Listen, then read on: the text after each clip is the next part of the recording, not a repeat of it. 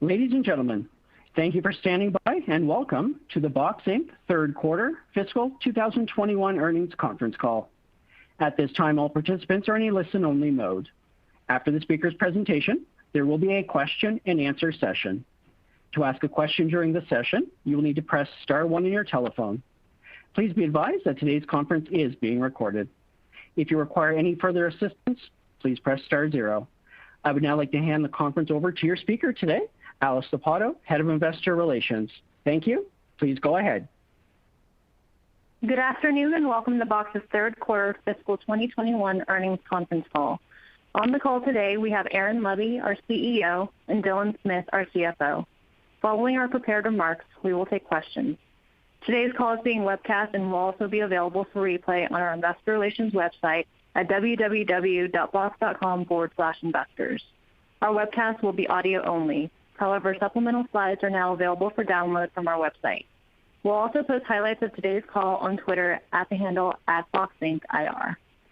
On this call, we will be making forward-looking statements including our Q4 and FY21 financial guidance and our expectations regarding our financial performance for fiscal 2021 and future periods, timing of and market adoption of our products, our markets and the size of our market opportunity, our operating leverage, our expectations regarding maintaining positive free cash flow, gross margins, operating margins, future profitability, and unrecognized revenue, remaining performance obligations, and billing, our planned investments and growth strategies, our ability to achieve our long-term revenue and other operating model targets, expected timing and benefits from our new products, pricing, and partnerships, and our expectations regarding the impact of the COVID-19 pandemic on our business and operating results. These statements reflect our best judgment based on factors currently known to us, and actual events or results may differ materially. Please refer to the press release and the risk factors and documents we file with the Securities and Exchange Commission, including our most recent quarterly report on Form 10-Q, for information on risks and uncertainties that may cause actual results to differ materially. These forward-looking statements are being made as of today, December 1st, 2020, and we disclaim any obligation to update or revise them should they change or cease to be up to date. In addition, during today's call, we will discuss non-GAAP financial measures. These non-GAAP financial measures should be considered in addition to, not as a substitute for or in isolation from our GAAP results. You can find additional disclosures regarding these non-GAAP measures, including reconciliations with comparable GAAP results, in our earnings press release and in the related PowerPoint presentation, which can be found on the investor relations page of our website. Unless otherwise indicated, all references to financial measures are on a non-GAAP basis. With that, let me hand it over to Aaron. Thanks, Alice, and thanks everyone for joining the call today. We hope you and your families are all staying safe and healthy. I continue to be proud of our teams at Box globally who strive to provide tremendous support for our customers and for continuing to drive our product innovation during a challenging year. Our cloud content management product suite is gaining momentum with enterprises that are prioritizing digital transformation and building around best-of-breed applications. This growing demand was evident at our 10th annual BoxWorks conference, where thousands of customers joined us virtually to learn about our innovations in security, compliance, collaboration, and workflow, and a growing network of partner integrations, including Microsoft Teams, Slack, and many more.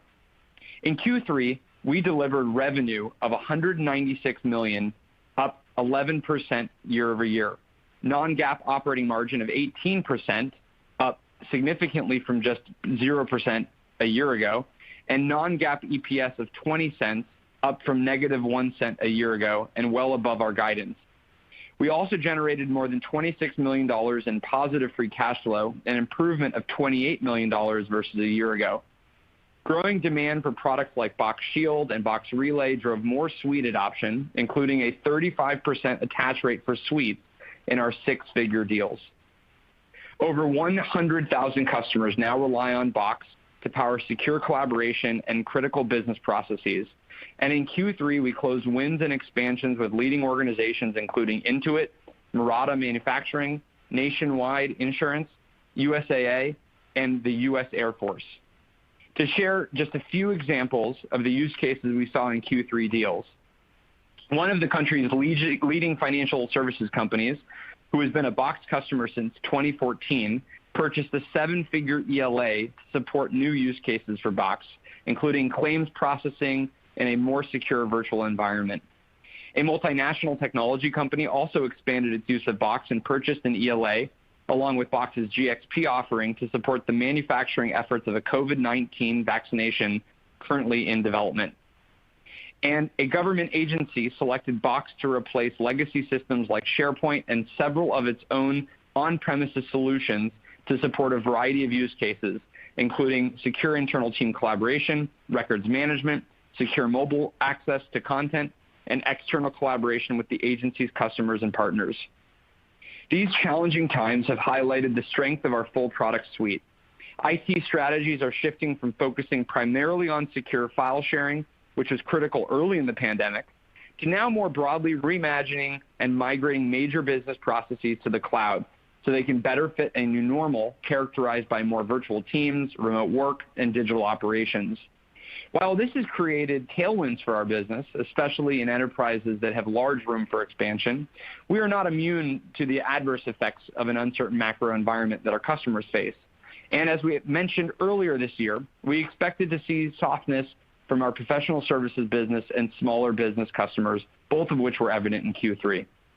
Looking forward, we believe the differentiation of our full product suite is well positioned to drive improved growth, and our profitability initiatives will put us in an even stronger position in the coming years.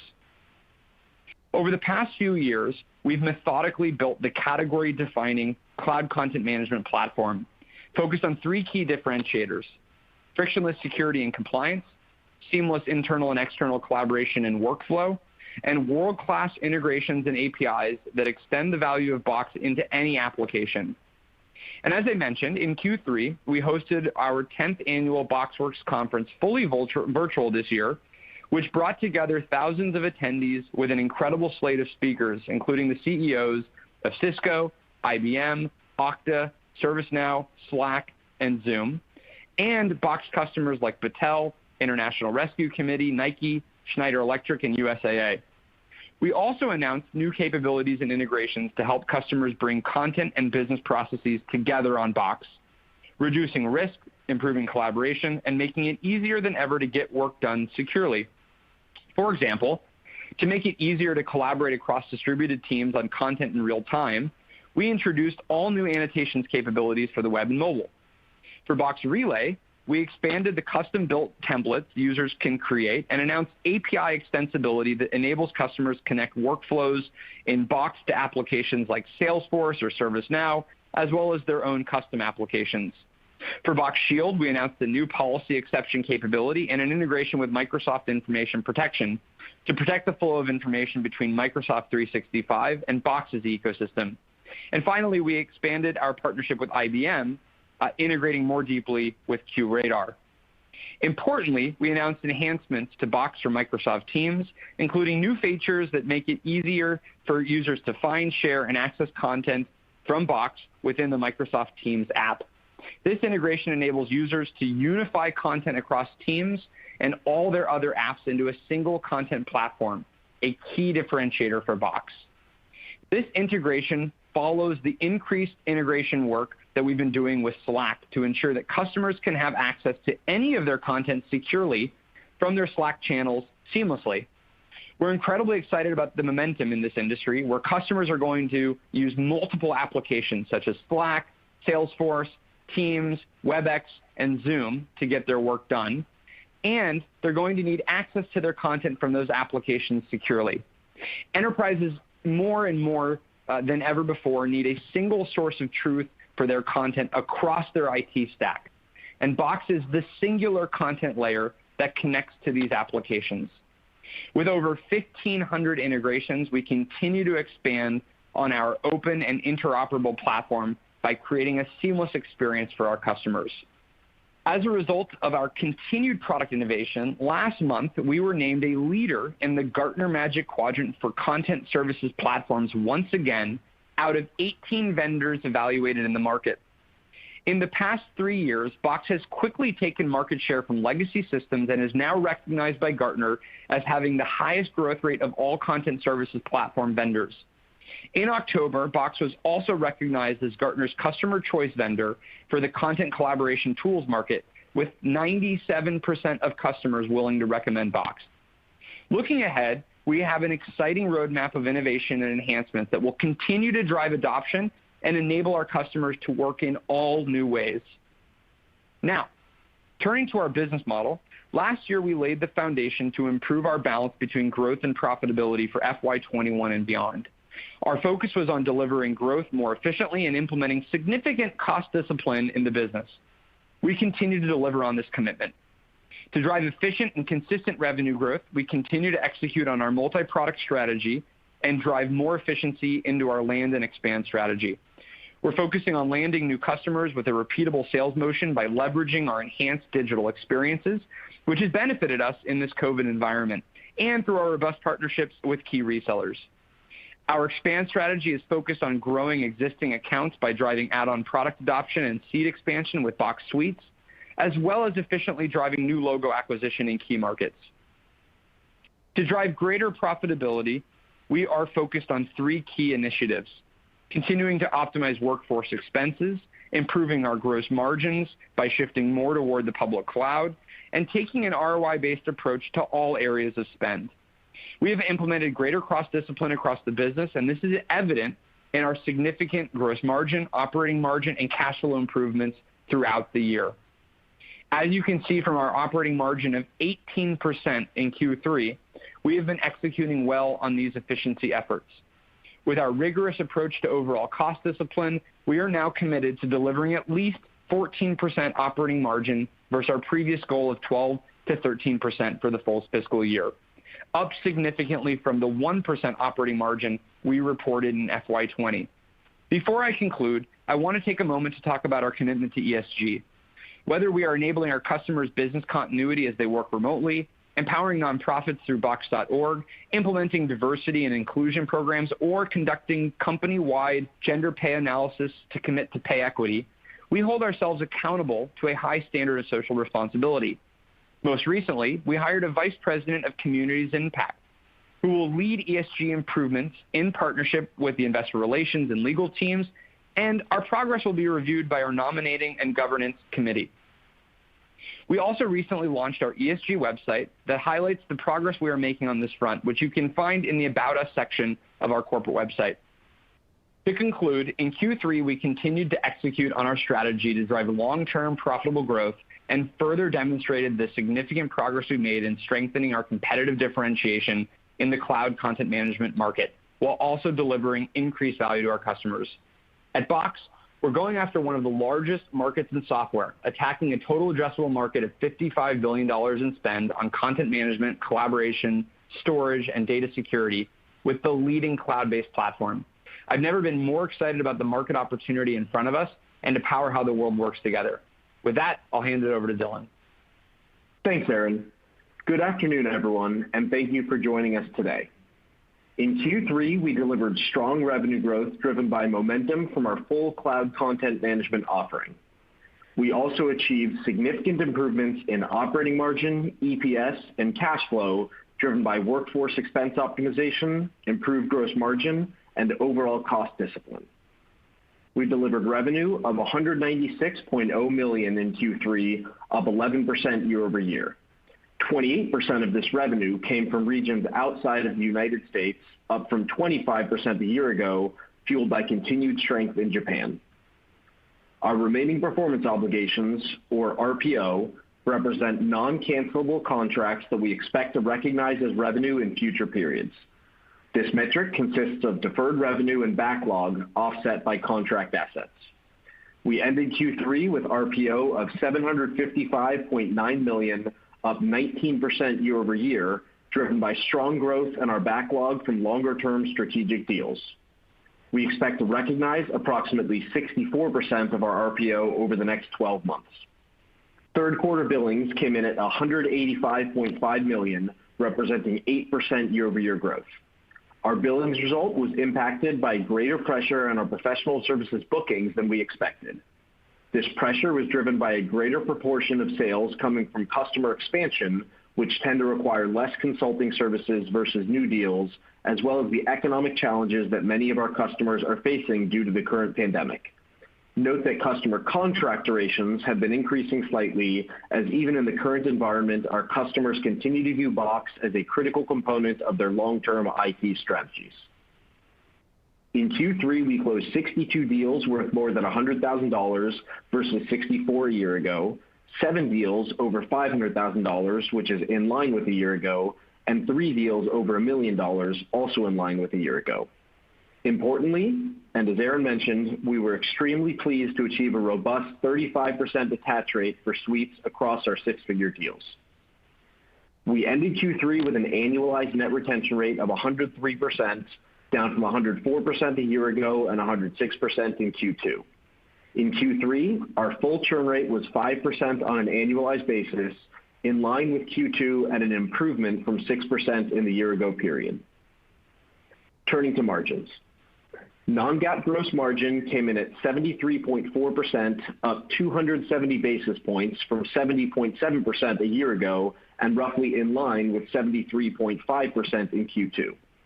Our focus on reducing infrastructure costs and gaining economies of scale is paying off.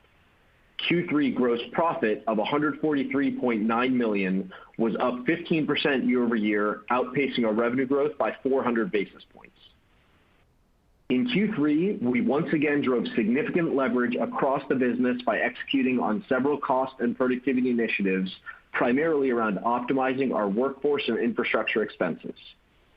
Total Q3 operating expenses represented 55% of revenue, a 1,600 basis point improvement and a reduction from 71% a year ago. As a result, in Q3, we generated an 1,800 basis point improvement in our non-GAAP operating margin year over year, coming in at 18% versus roughly 0% a year ago. Sales and marketing expenses in the quarter were $56.5 million, representing 29% of revenue, down 1,300 basis points from 42% in the prior year. Note that this includes roughly $5 million in year-over-year savings from hosting our annual customer conference, BoxWorks, digitally versus in person. We are seeing success in achieving higher overall sales productivity, driven by improvements in our enterprise segment and the reallocation of resources into higher performing regions. We're also generating increased marketing leverage by shifting our focus toward more efficient digital channels. Research and development expenses were $34.9 million, or 18% of revenue, down 100 basis points from 19% in the prior year. We achieved this leverage even while continuing to further differentiate our platform in Q3 with offerings such as custom-built templates in Box Relay and policy exception capabilities in Box Shield. We recently established our Engineering Center of Excellence in Poland, which will contribute to our ability to generate additional leverage from our R&D investments going forward. Our general and administrative costs were $17.3 million, or 9% of revenue, down 100 basis points from 10% a year ago.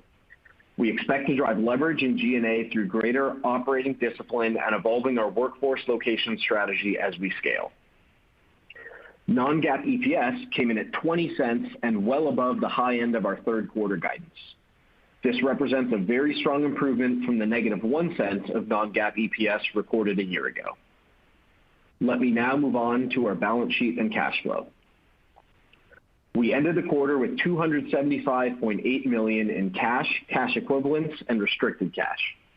During the quarter, we paid back $20 million on our revolving line of credit, which impacted Q3 cash from financing activities. Cash flow from operations was very strong at $45.1 million in Q3, a $36 million, or 400% improvement from $8.9 million a year ago. Combined CapEx and capital lease payments were 9% of revenue in Q3. Total CapEx was $3.3 million versus $1.1 million a year ago. Capital lease payments, which we factor into our free cash flow calculation, were $14.6 million versus $7.1 million a year ago. This year-over-year increase reflects the impact of higher capital lease liabilities related to last year's migration to lower-cost data center locations. As we head into next year, we expect to see minimal new capital lease payments. As our older capital lease liabilities gradually roll off the balance sheet, we expect capital lease payments to be lower, both in dollar terms and as a percentage of revenue, versus this year's payments. We expect CapEx and capital lease payments combined to be roughly 6% of revenue in Q4 and roughly 8% of revenue for the full year of FY21. Finally, we delivered free cash flow in the third quarter of $26.2 million. Year-over-year free cash flow improvement was exceptionally strong, up $27.9 million from the negative $1.7 million recorded a year ago. With that, let's now turn to our guidance. For the fourth quarter of fiscal 2021, we anticipate revenue of $196 to $197 million. This guidance factors in the revenue impact of the lower professional services bookings that we noted previously, which creates a roughly $2 million headwind to our overall revenue expectations in the fourth quarter.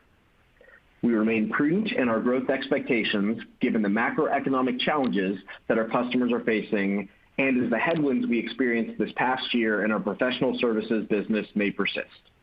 That said, we're seeing continued strength in our enterprise business and a recovery in SMB demand, both of which should benefit from the strong momentum we're seeing in suites and our newer products. As a result, we expect our Q4 revenue growth rate to stabilize and begin improving throughout the course of our upcoming fiscal year.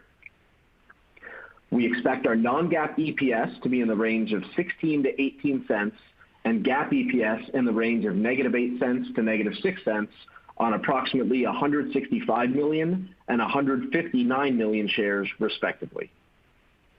For the full year of fiscal 2021, ending January 31st, 2021, we expect our FY21 revenue to be in the range of $768 million to $769 million, representing roughly 10% year-over-year growth at the midpoint of this range.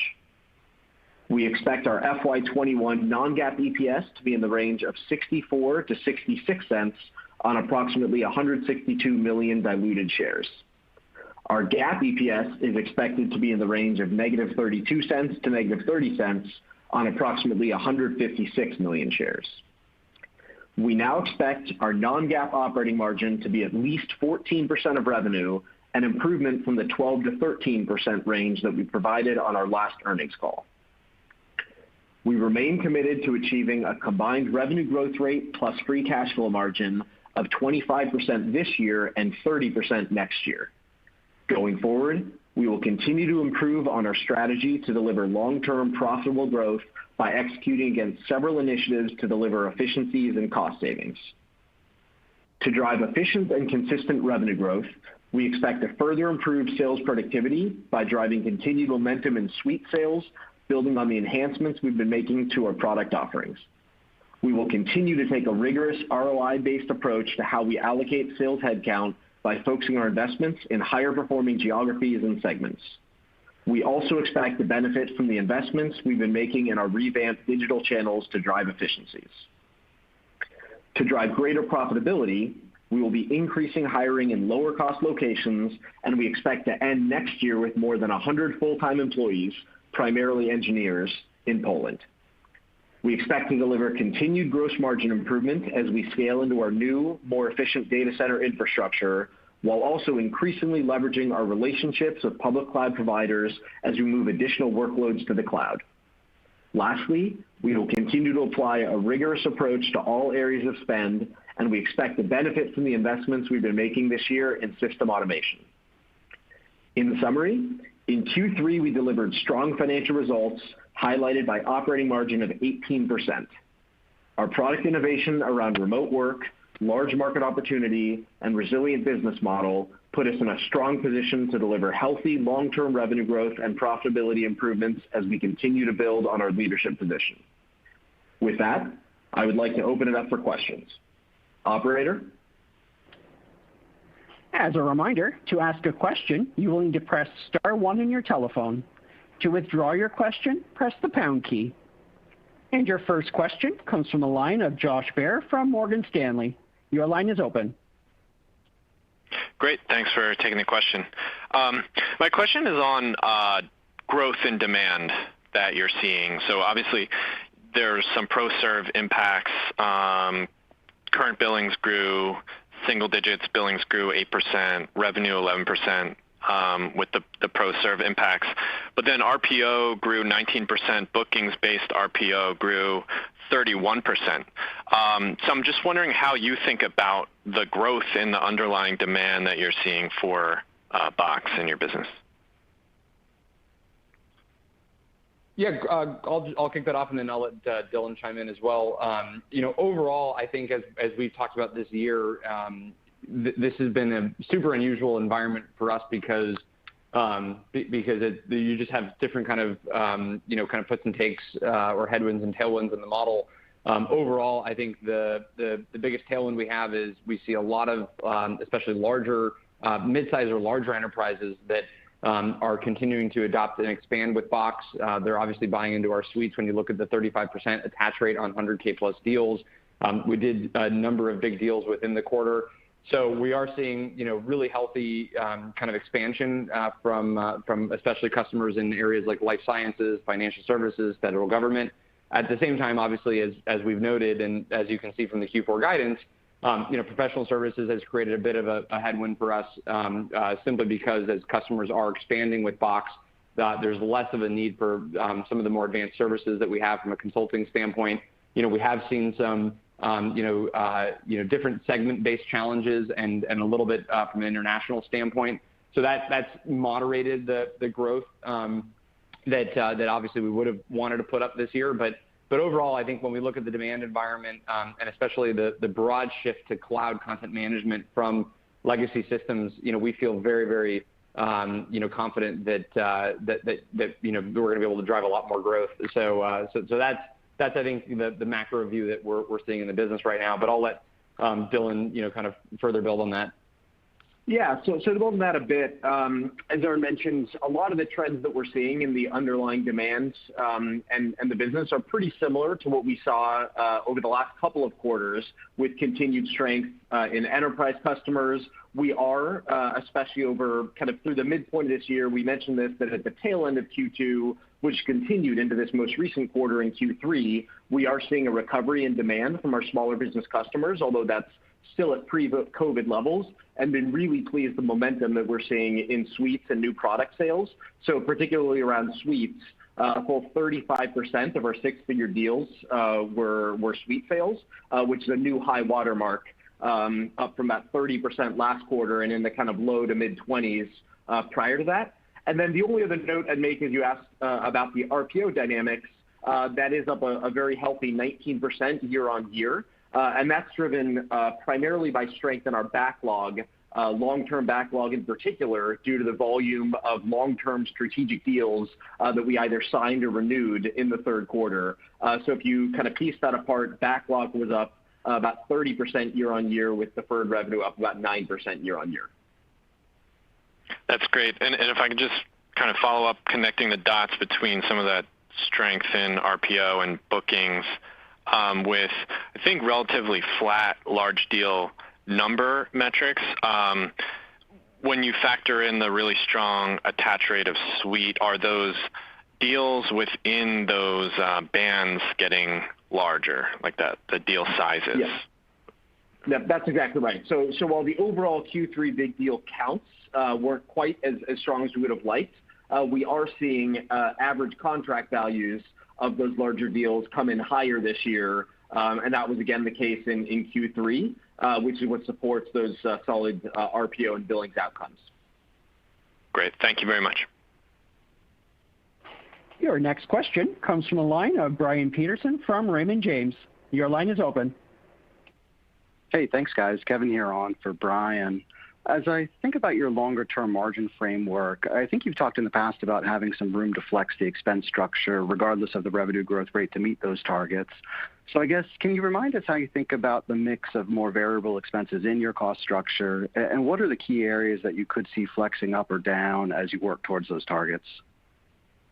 Sure. So that's exactly right, and we remain committed to and confident in our ability to achieve the targets that we laid out at our Analyst Day just a few months ago.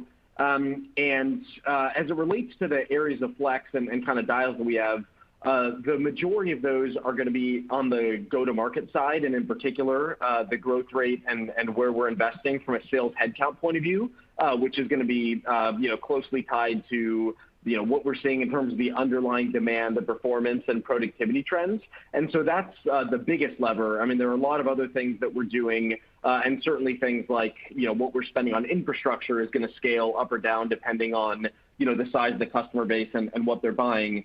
But the biggest lever that's going to be related directly to growth as we think about that balance between putting up healthy growth and continue to improve our profitability is going to be around the rate and location of where we're growing our sales force. Okay, thanks for that. And just a quick follow-up. As we look to the fourth quarter, can you remind us of the typical mix for renewal activity between the enterprise and SMB segments? And would you expect to see any changes for that ratio here in the near term? So if you think about the overall volume, typically, or if you think about the revenue composition, we have a little more than 70% of our business coming from enterprise customers, and then a little less than 30% coming from SMB and online. And that's a little bit more pronounced in terms of the renewal dynamics and the proportion in the enterprise in Q4, just given the seasonality, but not dramatically different from the overall size of those businesses. And we don't expect that to change or be very different in terms of the volume and mix of the types of customers that are up for renewal this Q4 versus historical periods. Great. Thanks, guys. Your next question comes from the line of Ittai Kidron from Oppenheimer & Company. Your line is open. Thanks. Hey, guys. Few from me. Aaron, you've talked about a little bit of a change in the use case from secure file sharing to migration to the cloud. Help me understand from a go-to-market standpoint, does this potentially extend sales cycles or the motion needs to be unchanged? Yeah, I think the motion is largely unchanged. I think it's more of a point of what we saw in the first couple months of the pandemic environment was sort of that initial burst of just secure remote work. And obviously people have been able to settle into that way of working throughout this year with obviously more of the attention being on video and communication sort of infrastructure that they had to set up. So now I think what we're doing is actually moving back to more of our traditional sales motion, which is having a broader conversation with customers around the broader push toward digital transformation in their business. If I look at the deals that we did at a large financial services provider or the multiple large transactions we did in life sciences, these were not about sort of urgent standing up of remote worker users. This is really about being able to move off of the legacy content management systems, be able to move to the cloud. So a bit more of our actual classic sales motion. I think the particular unique headwind in this environment is really just around the budget environment and the fact that we can't necessarily go serve all of the same industries in the same way. So we are obviously much more concentrated in some of the higher growth industries that are spending on operating expenses right now: financial services, life sciences, federal government, professional services. So those are really where we're getting more of the growth from, and obviously seeing less demand on a relative basis in some consumer sectors. Obviously, almost nothing in hospitality, travel, et cetera. So I think similar sales cycle to probably what we had in the business maybe 9 or 12 months ago. Obviously with a much stronger product portfolio than what we had then, and then really just dealing with those headwinds and tailwinds based on the kind of macro environment. Got it. And then regarding the 35% attach rate of suites to six-figure deals, I guess it's a good number, but I mean, in reality, I don't know if it's a good number. You need to tell me. Like, it's sort of, I need to think about what was your internal target relative to this, or are you willing to put a stake in the ground as to the end of fiscal 22? What do you think the attach rate of suites at the end of next year needs to be? Yeah, it's a great question. I think. Oh, sorry. Go for it, Dylan. Go ahead, Aaron. No, go ahead, Aaron. I think I would say in general we want the majority of our 100K plus deals coming in through suites. So obviously I hesitate to give the specific time frame, but you can imagine that's the push that we have, especially going into next year. In terms of the reason why that number is not large right now, I think it is just because in some cases we do have customers that are expanding, some of the existing use cases that they have, which means that they obviously are going to stay on the current kind of product lineup, just purchasing more users within those plans. But overall, I think I would say that we've been incredibly encouraged and happy with the results of Suites. It has changed the sales motion to a positive by really helping customers see the full value of our platform. And we're going to continue to incrementally drive up that percentage of large deals coming in through either Suites or that multi-product bundling motion. And I would certainly want to have the majority of those larger deals having that multi-product characteristic going into next year. That's great. So just Maybe to build last on that a bit, or if I could just build on that a bit, would say that we are certainly pleased with the kind of traction that we're seeing with Suites and with our newer products. As mentioned, Shield has continued to perform as the kind of seeing the strongest momentum and traction we've ever seen out of any of our add-on products. And another metric that we've talked about in the past that we really pay a lot of attention to is just how much of our business is coming from customers who are using these more sophisticated and stickier solutions. How much is actually coming directly from the sale of these newer add-on products, which is clearly a pretty high percentage of the overall deal value when we're selling Suites. And just to give a sense of that trajectory and how it's kind of fueling the growth, if you look at the kind of total revenue generated by all of our kind of add-on products collectively, that's up about 33% year on year, and now about 23% of our total revenue directly coming from those products versus 19% a year ago. So as Aaron mentioned, still early days and certainly expect those numbers to continue increasing, but we are very pleased with the kind of trajectory that we've put up throughout the course of this year. That's great. That's great. Maybe last one for me on the investment side. Help me understand. Your push for a higher margin is completely understandable, and you've done a very good job on that front. The correlating concern would be is that you're potentially underinvesting somehow, somewhere. So help me understand, what is it that you look at internally to figure out if you're underinvesting or not? What is that metric that you watch? How close are we to fully exploit the benefit? Yeah, I think I'd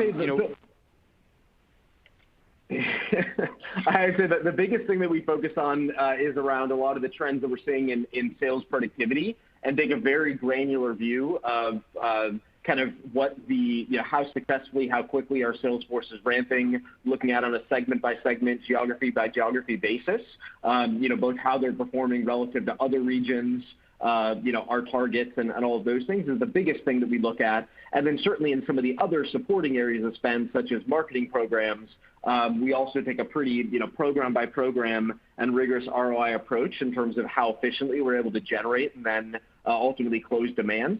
So those are a couple of the categories that we watch most closely as we're kind of deciding through what the right investment levels are in the key areas of our sales and marketing spend. Great. Cool. Thanks, guys. Good luck. Thanks, Ittai. And I'm surprised we didn't talk about Salesforce Slack, but I'll let somebody else bring that up. Your next question comes from the line of Rishi Jaluria from D.A. Davidson & Company. Your line is open. Hey, this is Phil Brigby on for Rishi. Thanks for taking the question. So nice to see continued improvements in operating margin, and appreciate the color on further expansion initiatives. Can you help us think through how much the benefits you saw in Q3 are long-lasting structural changes to the business versus maybe short-term COVID-driven benefits like virtual selling or ProServe mix?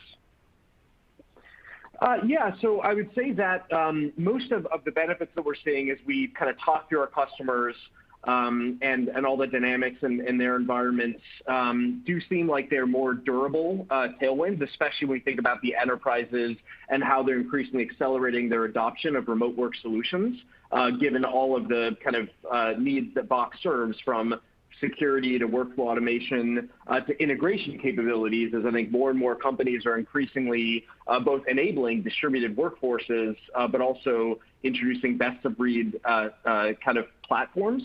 And so as we look forward, we're very confident in the resiliency and the underlying demands, in addition to the strength of our business model. And so these trends that we saw kind of beginning to pick up from a tailwind point in enterprises in particular has continued throughout the course of the year. And given just the overall deal cycles and kind of visibility that we have and kind of how close we are to our various customers, we're increasingly confident that this is not going to be a one-time shift and then these sorts of tailwinds subside once things get back a little bit more to normal.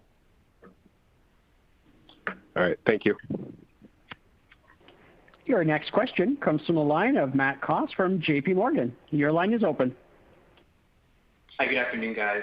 Can you provide an update on some of your partnerships, like with IBM or Fujitsu or AT&T?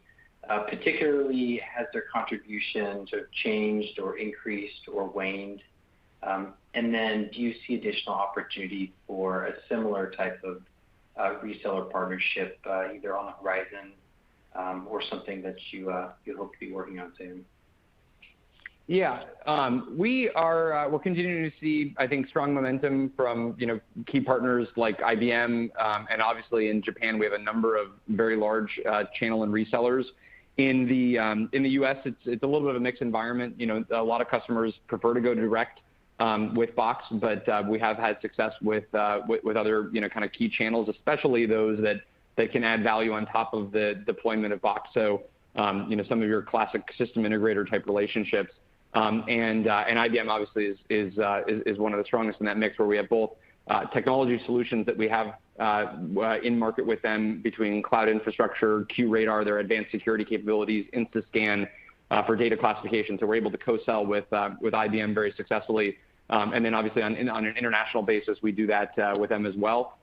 So overall, I think healthy volume on the channel front, but we expect that to remain relatively stable from a percentage standpoint. So no shift in the strategy in terms of doing more or less on the channel side. Great, that's helpful. Thank you. And then maybe can you help us sort of temper expectations for margin expansion next year? You've clearly laid out sort of the opportunities for improving it further, but I'm guessing we won't see a step function next year like we saw this year. So maybe help us think about what our model should look like in terms of operating margin expansion going forward. Yeah, so I would say we'll certainly provide a lot more color and kind of granularity into both kind of growth as well as margin details on our Q4 call. What I would say is that we remain committed to delivering that combined outcome of revenue growth plus free cash flow margin of 30% for next year. So a 5% kind of solid improvement year on year, although certainly not as much of a step function on the bottom line that we saw this year. And in terms of where we're going to be driving that profitability, very confident in the kind of trajectory that we're on and the things we've been doing in order to support those kind of higher margin targets. First of which that we talked about, which is kind of a new lever for us that we've not leveraged as much in the past, is around low-cost locations for our full-time employees.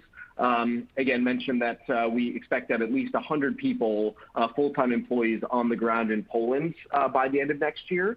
I do expect to continue improving gross margins as well throughout the course next year as we scale into our more efficient data centers and increasingly leverage the public cloud partnerships that we have and move more and more services to the cloud. And then the final thing I'd note is that while it won't be kind of seeing the same sort of step function increase from a bottom line point of view because of the dynamics of COVID, would say that if you look at the improvement that we've driven in our op margin this year, bridging from the 9 to 10% expectations we laid out entering the year to the 14% plus expectations that we're giving now, under half of that was driven by things that are related to COVID. So less than kind of 2% of the operating margin improvement this year is coming from areas like T&E, facilities, marketing programs and such. And then even once the world's kind of returns a bit more to a normal state, we don't expect those areas to fully return to pre-COVID levels. So we do expect to continue driving leverage across all those areas of the business. Thanks very much. Your next question comes from the line of Chad Bennett from Craig-Hallum. Your line is open. Great. Thanks for taking my questions. Dylan, maybe just a real quick one for you. It was great that you quantified the professional service impact in the fourth quarter guide. Can you give us the impact on the actual billings dollar amount this quarter, if it was meaningful enough? Yeah, I would say that it's roughly in the ballpark of the Q4 revenue impact was the impact to kind of billings and the bookings in the third quarter. So a couple $1 million. Got it. Thank you. And then maybe one follow-up just on the six-figure deal count performance in the quarter. I know on last quarter the performance of six-figure deals wasn't up to your expectations, and I think you indicated in this quarter it wasn't either. And I think you mentioned in the last call that you expected six-figure deal count to improve pretty materially year over year because of some slip deals or deals that weren't done in the second quarter. And actually, I think you indicated you made headway on some of those deals early in the third quarter. So just help me understand, kind of what kind of happened from a close rate and kind of linearity of the quarter and any type of color there behind the six-figure deal count. Yeah, great question. Overall, we are seeing, we're as I kind of mentioned, I think we're seeing, healthy demand, especially in sectors like financial services, life sciences, some of the larger enterprises that drive more existing expansion from Box. We have seen some softness in other categories and even the kind of high end of the SMB market, where we might normally see those 100K deal volume come in. And in some cases, we didn't see that same level of volume. And then on an international basis, there's been a little bit of mixed performance depending on the particular international region. So I would say that while we're overall happy about the general demand trends, just in terms of the kind of customers that are expanding, the types of logos that we're able to expand with, there has been some softness on that big deal count, relative to our expectations. We are, continuing to drive, pipeline, especially as we look at Q4. This is obviously a massive quarter for us, and obviously shapes the kind of year going into next year. But overall, we still remain very committed to driving growth on that 100K plus deal category, into next year. And obviously this year we haven't gotten the performance levels that we wanted, given some of the macro environment headwinds. And then as Dylan mentioned, we did see the benefit of at least higher average contract value in those 100K plus deals. That was, certainly a positive that we saw within the quarter. Yeah, and then just one thing to chime in that I'd add, addressing a couple of the things you asked about. We did in the third quarter see both stable close rates. So we've not seen any sort of deterioration in terms of what we actually win when we're working through different opportunities, nor do we see any sort of unusual pacing in terms of when those deals actually fell in the third quarter. Okay. Then maybe one last one, quick, if I may, for Dylan. Just from a seasonality standpoint in the fourth quarter here, Dylan, do you see any difference historically in the sequential increase that you typically see in terms of billings and deferreds in this fourth quarter? Thanks. No, so in terms of the overall seasonality of the business and kind of relative amount of the business that we close in the fourth quarter, don't expect to see anything too different versus the kind of historical weighting of billings and bookings in the fourth quarter. Thank you much. Mm-hmm. Your next question comes from the line of Erik Suppiger from JMP Securities. Your line is open. Yeah, thanks for taking the question. Couple questions. One, can you comment on just what you saw with your Fed business? Did that have fiscal year-end strength? And then secondly, in some of the areas where you saw some softness in your larger deals, was that driven more by demand? Was there a healthy pipeline, or was that driven more by logistics and extended procurement cycles with any challenges with employees being at home or getting sign-off or things like that?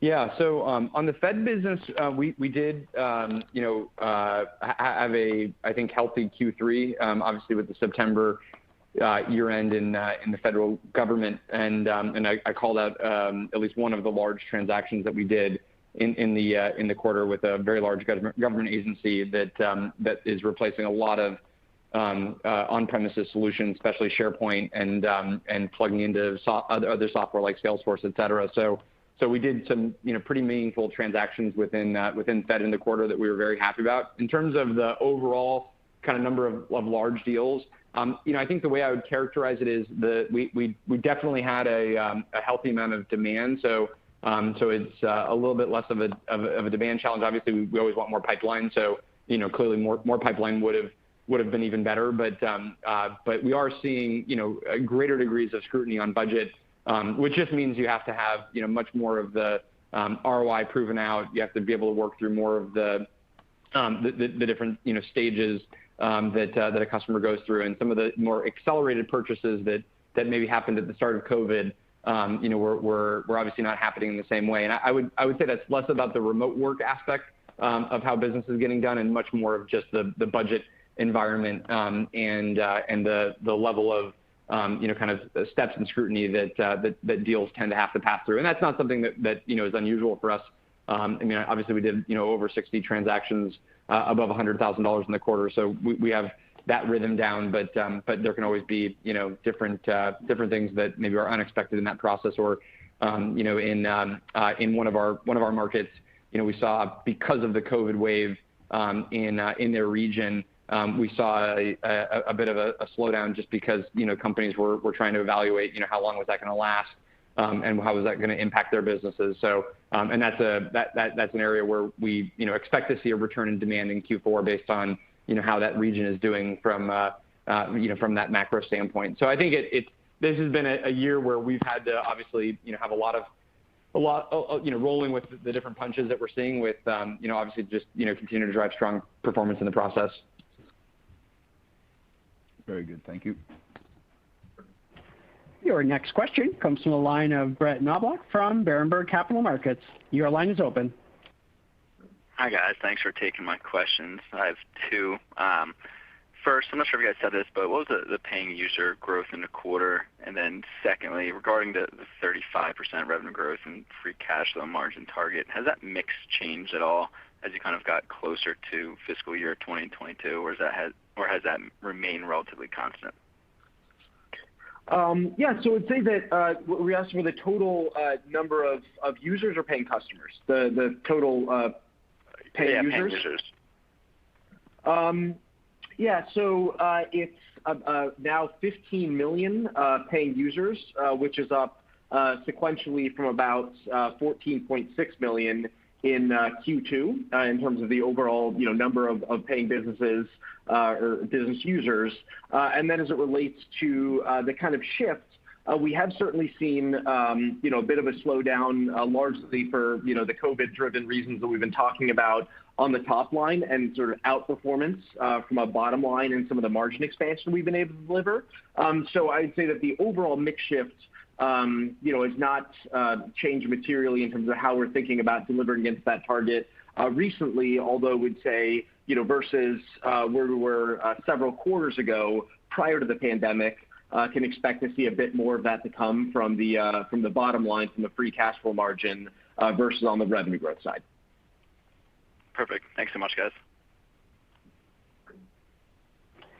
Ladies and gentlemen, this concludes Box Inc.'s third quarter fiscal 2021 earnings conference call. Thank you for participating. You may now disconnect.